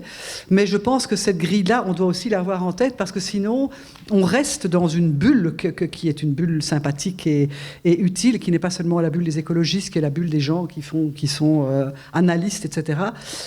Le monde est fait de désinformation. Les réseaux sociaux sont là pour, évidemment, c'est pour le pire et pour le meilleur, et quand même souvent pour le pire. Et donc, je crois que cette capacité d'écoute est quelque chose qui est absolument central dans la méfiance vis-à-vis des institutions, dans la méfiance vis-à-vis de la démocratie, dans la méfiance vis-à-vis de la politique en général. Et c'est parfois un peu décourageant pour les militants activistes, parce que franchement, dès on dit qu'on appartient ou qu'on a une relation avec un parti, on a déjà l'air d'être mal perçu parce qu'on fait partie des pourris. Et donc, c'est croire que simplement... Mais non, on n'est pas pourris, surtout pas nous, et que ça suffit de se penser ça, c'est pas vrai. Et donc, tout ce public-là qui est fâché, qui est en colère, ou qui est dans l'angoisse, et peut-être la colère est parfois une manifestation de l'angoisse ou de l'inquiétude, je pense qu'on doit pouvoir les écouter. Et cette écoute-là est déjà une moitié du chemin pour essayer de faire entendre tout ce message, cette boussole, ce chemin, etc. Et qui doit prendre parfois des chemins un peu détournés, parallèles, pour arriver à un résultat un peu plus qualitatif ou quantitatif pour eux. Mais je pense que voilà, cette écoute-là, elle me paraît absolument primordiale maintenant, tout de suite. C'est la chose la plus urgente que l'on peut faire. Si ce n'est pas la moitié du chemin, en tout cas, c'est certainement la première étape, ou ça pourrait être une première étape de tout chemin. Écoute des proches, des moins proches, les différentes échelles dont parlait Jean-Marc. Et justement, j'avais envie de revenir avec une question pour terminer cette première séquence.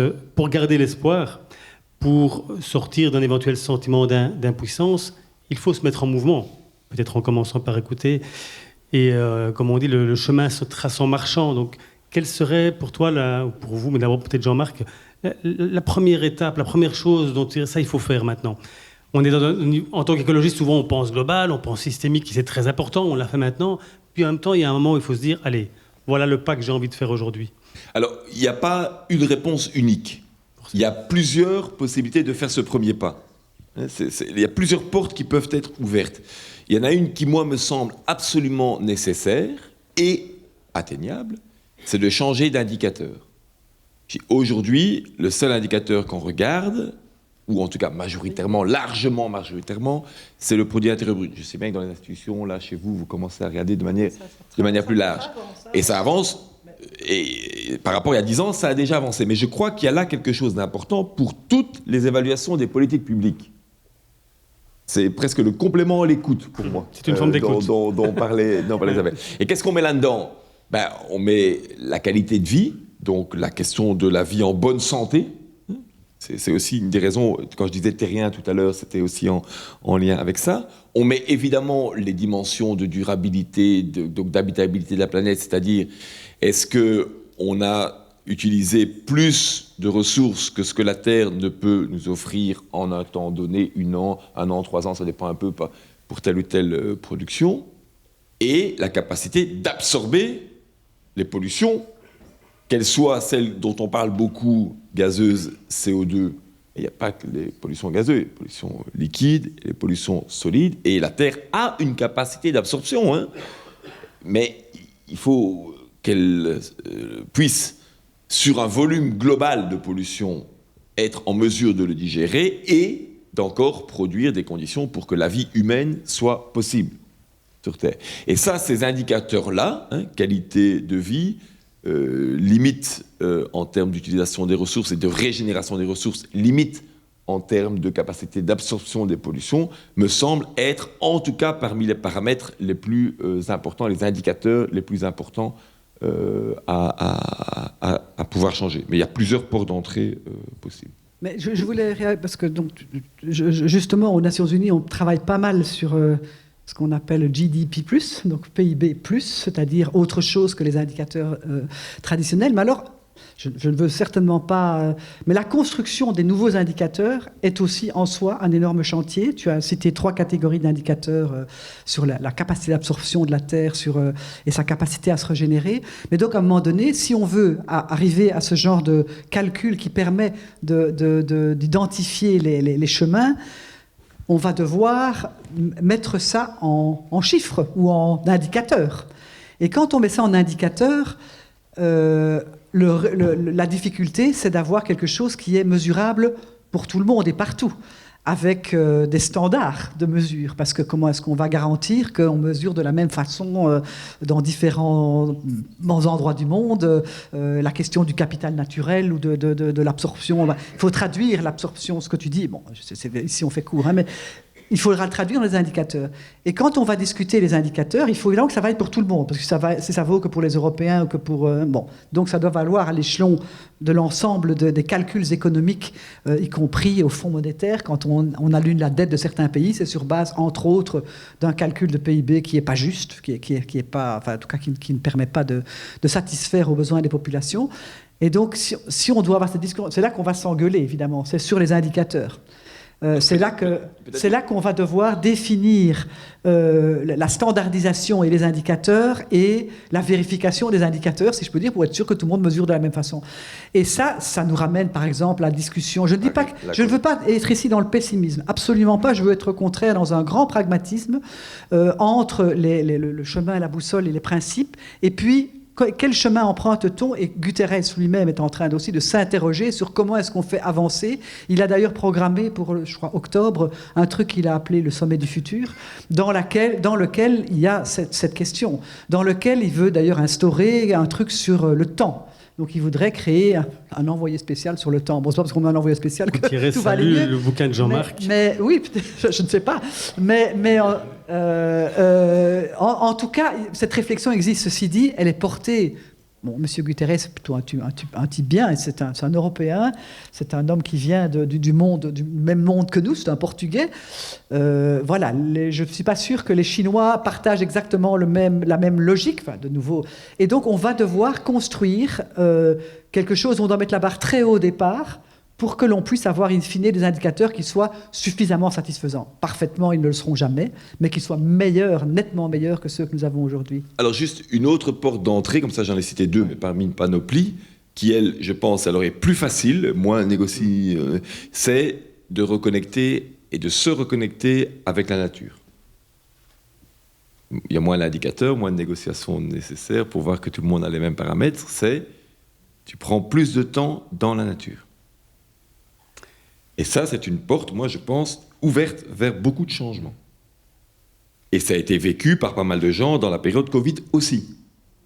Et c'est expérimenté dans des écoles, ici, au sud, ou au nord, et partout ailleurs. Et c'est nécessaire pour la santé des gens. Hein, j'écris dans le bouquin L'expérience à Leipzig, mais c'est valable ailleurs aussi, dans les quartiers où il y a le plus d'arbres, et ce n'est pas une question socio-économique, hein, dans le quartier où il y a le plus d'arbres, on a le moins recours aux antidépresseurs. Et c'est valable ailleurs dans le monde. Voilà, reconnecter avec la nature, c'est peut-être plus facile que les indicateurs. Il faut peut-être moins de négociations à l'ONU pour le faire, mais c'est peut-être plus accessible. Ouais. Vous avez nous reparlé il y a un instant de l'écoute. C'est peut-être l'occasion alors d'inverser un peu le sens de la communication et de vous passer le micro. Est-ce qu'il y a parmi vous des demandes d'intervention, que ce soit des questions, des réflexions par rapport à ce qui a été évoqué jusqu'ici? Il en faut toujours bien pour se lancer en premier, donc je serai celui-là. Mais voilà, moi j'ai un tempérament très optimiste, mais c'est parfois difficile de le garder. Et j'ai quand même tout doucement l'impression, enfin c'est pas qu'une impression, je veux dire on le vit tous, qu'on n'a jamais vécu autant les conséquences de ce qu'on annonce depuis des années, en fait, à différents niveaux. Et que malgré tout ça, le changement de mentalité est d'une lenteur assez effarante et parfois même terrifiante. Et donc, c'est nécessaire pourtant, parce qu'on ne va pas faire la transition sans les gens. Ça sert à rien et ça ne marchera pas. Et c'est l'objectif, de toute façon. Faire avec et faire ça ensemble. Donc il faut continuer. Mais c'est parfois difficile, en fait, de se dire là, on a eu des incendies terribles, des vagues de chaleur, et qui se répéteront. On le sait. On sait très bien vers quoi on va. Bien sûr, on doit adapter tout ça, on doit éviter d'aller vers ça, donc on doit atténuer tout ça, ça c'est certain. Mais moi, quand j'entends parler des gens autour de moi qui ne sont pas forcément dans les sphères écologistes, parfois le degré le fossé entre ce qu'il faut faire et ce qu'on est prêt à faire et simplement les constats partagés en fait sont parfois énormes. En disant il fait chaud, on va mettre des climatiseurs dans la maison. Enfin, on n'est pas du tout dans ce qu'il faut faire en fait. Mais donc c'est un peu une question qui peut un peu accabler. Mais moi j'avais envie de vous entendre un peu sur ce cas-là, de se dire comment est-ce qu'on à la fois on garde la pêche pour continuer ce combat qui est nécessaire et pour continuer à impliquer et à sensibiliser et à agir pour transformer ce rapport de force ensemble dans un contexte démocratique où plus qu'expliquer aussi, parce qu'on n'est pas là, je pense, pour expliquer non plus. Les gens, enfin une partie de personnes savent très bien ce qui se passe et on ne doit pas être dans une posture qui explique, mais comment est-ce qu'on arrive à faire ensemble dans un contexte où le changement est si lent, en fait. Voilà, merci. Merci. On va prendre encore 2 interventions, oui. Moi, je voulais parler du slogan que j'aimais beaucoup de 2018, mais qu'on va avoir du mal à recycler en 2024, le « être engagé ensemble », puisque c'était le slogan de nos communales, si je me souviens bien. Et le « être engagé ensemble », aujourd'hui, il est plutôt mal parti, puisqu'on est dans une division constante de nos sociétés, avec des groupes qui s'opposent les uns aux autres. Il y a ceux qui disent on n'en fait pas assez, ceux qui disent on en fait trop, on va être taxé. Enfin voilà, je trouve qu'il n'y a jamais eu, depuis que je fais de la politique, et ça fait aussi quelques années, je n'ai jamais rencontré autant de divisions et d'insatisfaction. Et donc c'est comment retrouver le être engagé ensemble, et le truc qui fait un peu rêver et qui donne un peu d'espoir. Je trouve que voilà, au quotidien, en étant échevin, échevine, on essaye de faire des choses concrètes, mais il y a tellement de divisions, il y a tellement de mécontentement, il y a tellement de rage. Alors peut-être que la révolution est une chose vers laquelle on peut aspirer. Je ne sais pas, c'est une question. Comment se mobiliser, comment le faire ensemble? Encore une... Ah oui, Claude. En fait, moi je me pose la question de savoir est-ce que notre démocratie est encore la manière dont elle doit fonctionner. Parce que quand on voit la lenteur, je dirais, de la démocratie en elle-même, on a quand même un gros problème. Et je dirais l'autre côté, c'est quand on voit le nombre d'aspirations de gens qui essayent d'avoir, je dirais, plus des gens qui vont les conduire d'une manière beaucoup plus autoritaire. J'ai l'impression que quelque part, on peut peut-être se poser la question. Merci. Donc, comment mobiliser, comment le faire ensemble dans le cadre démocratique? Le temps que vous réfléchissiez à vos réponses, j'avais envie de faire une petite allusion justement à la pièce d'hier sur Rachel Carson. Et j'ai trouvé très fort dans cette pièce, j'espère que ceux qui ne l'ont pas vue auront l'occasion de la voir, le fait que dans un travail de lanceuse d'alerte, de recherche scientifique sur une situation grave qui portait sur les conséquences du DDT sur l'environnement et la santé, Rachel Carson avait toujours une aspiration au sourire, à la joie, et en particulier dans ce contact avec la nature, et que donc on peut très bien être à la fois lucide, à la fois effrayé par une situation qui a une certaine gravité, et en même temps continuer à cultiver différentes formes de joie et de capacité à rassembler autour de ce qui nous émerveille. Et c'est sans doute nécessaire si on veut continuer nos engagements. Là-dessus, Jean-Marc. Oui, donc je vais un peu rester dans ce que j'ai dit pour répondre à ta première question, mais puisqu'Isabelle a rajouté un troisième A. Hein. Activiste, analyste, à l'écoute. Hein. Voilà, mais c'est ce que tu as dit. Oui, c'était bien d'avoir trouvé le A. Ouais, j'ai cherché. Donc moi, je pense, et en tout cas, c'est ce qui me permet d'être dans ce chemin et d'être constamment, alors je veux dire au combat, je sais que parfois ce mot-là, mais moi j'en ai besoin pour le dire, voilà, pour me réveiller le matin aussi. Et donc, c'est dans l'action, et tu dois avoir les bouts de rétroaction parce que tu peux te planter aussi, et dans l'écoute, elle a fondamentalement raison, je dois rajouter ça, et à partir de là, et tu vois d'autres gens qui cherchent aussi, qui se bougent, qui ne sont pas satisfaits de la situation actuelle, mais qui ne font pas que le constat, qui ne font pas que l'analyse, qui font aussi.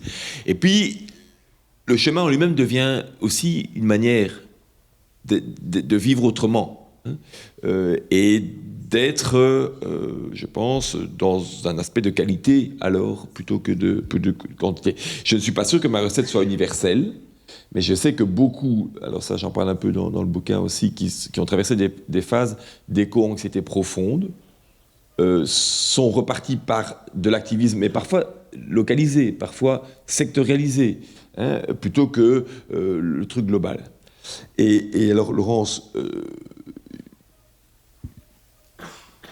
j'ai, la petite histoire dans la grande histoire, fréquenté vers l'âge de 15-16 ans des révolutionnaires maoïstes, haïtiens, que quand il s'agissait de voir comment réagir par rapport au Duvalier, hein, père et fils à l'époque, et ils ont essayé de m'endoctriner aussi. Et assez vite, je me suis dit, c'est pas du tout mon chemin, parce qu'en fait, le monde vers lequel on va aller une fois qu'ils seront au pouvoir ne sera pas fort différent du monde d'avant en termes de fonctionnement. Et puis, je ne crois pas au grand soir du grand jour qui fait que le lendemain, tout va être changé. C'est pour ça que j'aime beaucoup le mot transition, parce que dans transition, il y a aussi un mouvement que tu fais avec les gens. Et parfois, effectivement, il est plus lent que celui que tu espères, que celui que tu penses comme étant nécessaire, mais tu entraînes le fait qu'il y a une masse suffisante de gens qui avancent. Être engagé ensemble, ça passe, je crois, beaucoup, et tu as fait référence par les actions qu'on peut faire sur les territoires communaux. Je parlais des quartiers, c'est une partie des communes, hein, au concret, et s'engager avec les gens, même s'ils vont inévitablement être critiques par rapport à ceux qui ont eu des responsabilités en la matière. Et ça avance. Regardez aujourd'hui, même dans nos villes en Wallonie, je sais, parfois ça avance plus en Flandre, parfois ça avance plus à Bruxelles, mais regardez, y compris dans nos villes en Wallonie, y compris à Charleroi. J'entends qu'il y a des gens qui rigolent de la plus grande ville de Wallonie. Je trouve ça un... Non, du monde, non, mais je trouve ça un peu liégeois comme réaction. Je ne sais pas. Mais... Donc, y compris à Charleroi, la place du vélo, en 10 ans, est devenue quelque chose de, oserais-je dire à la Julius Bocarne, révolutionnaire. Hein? Par rapport à... Alors, on n'est pas encore comme à Gand. Quand tu sors à la gare à Gand et que tu vois ces parkings à vélo, il doit faire des kilomètres pour se garer en vélo, quoi. Mais je trouve qu'il y a là des signes d'activisme analyste à l'écoute qui ont été utiles de nos prédécesseurs et qui font qu'aujourd'hui, on va vers ce genre de choses. Pas assez vite, mais ça ne m'empêchera pas de continuer à agir pour essayer d'aller plus vite. Et comme la révolution passait par le vélo, suivant Julius Bocarne, peut-être que quelque part, c'est une révolution qui est en marche. Et alors, par rapport à la démocratie, c'est en lien, évidemment. Hein. Je fais un peu d'humour avec révolution, etc. Mais je ne crois pas du tout que si tu portes un modèle qui est en lui-même autoritaire, qui est en lui-même quelque part dictatorial, tu vas après installer quelque chose qui ne l'est pas. Ça, c'est loin de moi l'idée qu'il ne faut pas des gens qui orientent, qui prennent des responsabilités, que tout doit être constamment assemblée générale et palabres et discussions. Il faut aussi des décisions qui permettent d'avancer, mais dans un cadre qui est démocratique, profondément démocratique, avec des élections, et, selon moi, un cadre pour que la démocratie soit revivifiée, avec plus de capacités à la fois délibératives, à la fois de démocratie directe, je plaide pour le préférendum, à la fois aussi pour les corps intermédiaires, ceux qui eux-mêmes, quelque part, agrègent des préoccupations, tu l'as dit tout à l'heure au tout début, Isabelle, qui peuvent être parfois très sectorielles comme ça. Hein, et les dimensions intersectorielles, c'est pas juste prendre l'intersection de ce qui est tout à l'intersection de tout. En fait, tu réduis très fort quand tu fais les ensembles et que tu prends juste le petit point. Ah oui, mais enfin, c'était pour montrer visuellement. Mais je sais que les gens à la radio, c'est plus compliqué, donc je m'en excuse auprès d'eux. Donc, quand tu es dans l'intersection de tous les cercles, tu as forcément très peu de gens au bout du compte. Mais si tu fais l'union plutôt que l'intersection, et c'est un peu ça dans la dimension syndicale intersectorielle, par exemple, là, tu es beaucoup plus fort aussi. Mais je crois, moi, donc, aux 4 dimensions de la démocratie, mais tous les 4 doivent être revivifiés. Donc, la représentative, c'est toute la question aussi de l'éthique en politique, de l'honnêteté, la délibérative, les commissions mixtes, les panels citoyens, le tirage au sort pour une assemblée aussi, mais pas à la place, en complément. L'associative, avec les corps intermédiaires qui ont un rôle pour agréger aussi, je l'ai dit, et plus de démocratie directe. Et là, alors, on aura réoxygéné, revivifié la démocratie, mais on restera dans un cadre démocratique. Isabelle. Oui, moi, je voudrais pas répondre parce que j'ai évidemment pas de réponse toute faite à ce que tu viens de dire sur on est optimiste et en même temps, il y a franchement des moments de découragement tout à fait compréhensibles et inévitables. Moi, j'ai envie de dire que peut-être la seule bonne manière de se comporter dans tout ce machin-là, c'est d'essayer d'utiliser le mieux possible ce temps perdu. Enfin, il y a du temps perdu, mais ça ne va pas assez vite. Qu'est-ce qu'on fait de ce temps ? Comment est-ce qu'on utilise ce temps pour peut-être accélérer un peu la marche, mais au-delà même d'accélérer la marche, parce que ce n'est pas en utilisant ce temps de façon positive qu'on va nécessairement l'accélérer, mais on va la nourrir, on va la transformer, on va permettre que, pas nécessairement d'aller plus vite, mais peut-être d'aller plus groupé, plus ensemble, et pas les petits écologistes dans leur coin et les autres derrière. Donc moi, je pense fort à la manière d'occuper ce temps perdu utilement. Deuxièmement, je pense, tu as cité le mot joie. Je trouve que c'est un mot qu'on devrait réhabiliter. C'est quoi la joie ? Enfin, moi, ma définition de la joie, je ne sais pas si je prenais un dictionnaire, mais la joie, c'est la capacité de pouvoir se réjouir d'un certain nombre de choses, alors même que c'est vrai que le cadre est assez déprimant. Et donc, on doit pouvoir, je dirais nous, d'abord pour nous-mêmes, personnellement, mais au-delà de ça, pour le rayonnement qu'on peut avoir autour de nous, politiquement ou ailleurs, pouvoir aussi célébrer les joies et être dans quelque chose qui nourrit le sens de ce qu'on a à faire. Et je trouve, ça fait peut-être un peu scout ce que je dis, mais je crois que vraiment, si on veut éviter non seulement notre propre sinistrose, mais la sinistrose collective, on doit pouvoir nourrir. Ça ne veut pas dire qu'il faut faire des fêtes tout le temps, je ne sais pas moi. Wow. Enfin oui, on peut faire des fêtes, mais je veux dire, c'est pas une question c'est plus une question de joie qui donne du sens, qui donne de la force, qui donne tout d'un coup, à un moment donné, de l'énergie, que du plaisir consommer vite fait, bien fait, quoi. Donc je trouve que ça, c'est quelque chose qu'on peut aussi cultiver comme écologiste. C'est plutôt dans le comment faire que dans que faire. C'est comment on le fait. Et ce comment, je pense, est au moins aussi important que le quoi. D'ailleurs, je me souviens, je ne vais pas toujours citer José Darras, mais quoi ? Qu'on faisait, oui, oui, bien sûr. Mais qu'au-delà de ça, je pense que la démarche ou la manière de faire vaut autant que le résultat que l'on. Et c'est pour ça, et je rebondis sur ce que tu viens de dire, et je suis tout à fait d'accord que la question démocratique reste essentielle. Il faut les transformer, il faut les adapter, les revivifier, mais elle reste absolument centrale. Alors, c'est pas simple parce que, voilà, on sait bien, la notoriété de la politique aujourd'hui, elle est assez mauvaise. Mais à nous, peut-être par la joie et le comportement, de quelque part aussi le transformer, y compris dans des petites actions d'échevin. Il n'y a pas de petites actions d'échevin, hein. Ça n'existe. Pourquoi c'est petit ? Il n'y a pas de raison que ce soit petit. On dit que c'est petit par rapport à, je sais pas, moi, les grandes causes du monde, mais c'est quelque chose qui compte vraiment dans les petites histoires qui feront par ailleurs la grande. Donc moi, je serais plutôt là-dedans. Et par ailleurs, je termine par là, moi, ça fait quand même 5 ans que j'ai vécu en Suisse. Je suis revenu régulièrement, mais quand même, j'ai suivi l'actualité suisse, j'ai suivi la radio, la télé, les journaux, voilà. Et c'est vrai que c'est quand même assez intéressant de voir que, pas transposable bien sûr, parce que tout ça a une histoire, mais que justement les votations, par exemple, régulières, 4 fois par an, fédérales, cantonales, etc., amènent vraiment à un vrai, ou pas toute la population suisse, mais parce qu'en plus Genève, c'est pas toute la Suisse, hein, mais n'empêche, ça amène, et les médias le relayent, à une vraie discussion sur des petits problèmes parfois locaux pour les trucs cantonaux, et puis sur des grandes questions sur, entre autres, l'impartialité des médias, sur un tas de sujets très importants. Parfois les bonnes causes perdent, hein, c'est pas pour rien que parfois l'UDC, qui est l'extrême droite sur migration, etc., a remporté quelques belles victoires, mais il y a aussi beaucoup de belles victoires, je dirais, partagées par les progressistes. Donc je ne pense pas qu'on doit faire le système des votations en Belgique, ça ne marcherait pas, mais par contre, et c'est ce que tu dis sur le délibératif, parier quand même, plutôt faire le pari de l'intelligence en étant intelligible, parce qu'il faut aussi pouvoir quand même expliquer. On ne sait pas tout faire par de l'explication, mais si on veut faire bouger une idée ou faire bouger quelque chose, il faut qu'on puisse en comprendre les enjeux. Et donc, c'est pas sur les réseaux sociaux qu'on va l'apprendre, où on s'envoie des tissus d'insultes.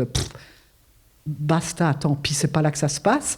Mais par contre, de pouvoir témoigner avec joie, si je peux dire, des explications qui permettent de prendre position différemment sur des sujets qu'on n'imaginait pas. Et la délibération vous fait changer d'avis. Vous fait, si elle est placée dans de bonnes conditions. Donc moi, je suis plutôt, enfin, pas béate, mais je trouve qu'on a beaucoup d'outils. C'est pas facile pour écolo aujourd'hui parce que le climat est ce qu'il est, ou le climat non, enfin les climats, et parce que, étant dans les gouvernements, il y a beaucoup d'attentes à notre égard qu'on ne satisfera pas complètement par définition. Et donc là, c'est plus complexe, mais on a quand même un paquet d'outils assez utiles en fait pour occuper tout ce temps de la transformation, de la transition qui est lent. Et c'est vrai que, bon, tu disais les vélos.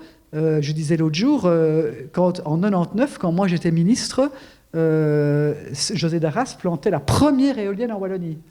En 99, à la SNCB, il fallait se battre pour éviter la fermeture de lignes. Je ne parle même pas des points d'arrêt ou des gares. Je parle des lignes, parce que c'est quand même pas la même chose. Une gare est une chose, mais la ligne, s'il n'y a plus de ligne, il n'y a certainement plus de train. Et je peux multiplier à l'envi les exemples de tout ce qu'il y a quand même. Alors après, bon, pourquoi il a fallu 20 ans pour faire ça? D'autant que quand moi je venais avec ça, il y en avait d'autres qui l'avaient porté avant moi. Hein, je n'étais pas la première. Mais ce temps de la conversion, de la transition, etc., je pense qu'il restera lent. Et il va être marqué par toutes sortes d'événements qu'on n'a pas prévus.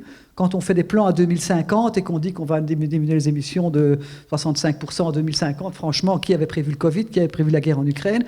Qu'est-ce qui se passera en 2050? Je ne dis pas qu'il ne faut pas faire de plans à 2050, mais il faut les remettre dans la perspective d'un plan à si long terme dans un monde secoué et compliqué en pleine transition. Et il y a par moments des accélérations de l'histoire. Hein, la petite histoire dans la grande histoire. Mur de Berlin. Et alors, pour ceux qui pensaient que c'était mieux avant, parce qu'il y en a aussi parfois, je les invite à lire le tout petit livre de Michel Serres, C'était mieux avant. Et lui, il peut en parler, puisqu'il commence son bouquin comme ça, hein, J'y étais avant. Donc, je peux vous expliquer. Et alors, il explique toute une série de choses dont on ne se rend même plus compte. Alors, on parle des dictateurs, oui, ça c'est évidemment de l'époque, Hitler, Mao, Mussolini, etc. Et donc, il commence par là. Et puis, sur les conditions de vie aussi. Sur la sexualité aussi, sur l'égalité homme-femme. Et loin de moi de l'idée de dire que tout est réglé, mais il dit, ne pensez pas que c'était mieux avant. Par contre, travaillez à ce que ce soit encore mieux demain. Hein, voilà. Et c'est maintenant que ça se passe. Et peut-être un tout petit mot de conclusion, parce qu'on a parlé de révolution, vous avez parlé de la manière de le faire, de la joie, des outils démocratiques.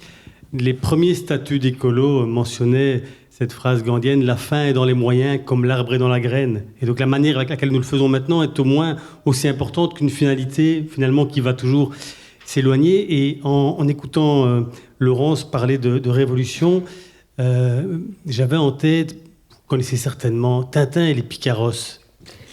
Avec quoi il vient? Dans Tintin et les Picaros, la première vignette, on voit des enfants sur un tas d'ordures dans un bidonville et une pancarte « Viva Tapioca ». Et la dernière vignette de l'album, c'est des enfants sur un tas d'ordures dans un bidonville et il est marqué « Viva Alcazar ». La révolution est passée par là. So what, hein? D'où l'importance de sans arrêt continuer à vouloir transformer les choses et à le faire le plus possible à la manière avec laquelle nous voulons voir le monde fonctionner, en évitant les polarisations et en y trouvant, autant que faire se peut, du plaisir. Et donc je vous invite à aller boire un verre et je vous remercie pour votre participation.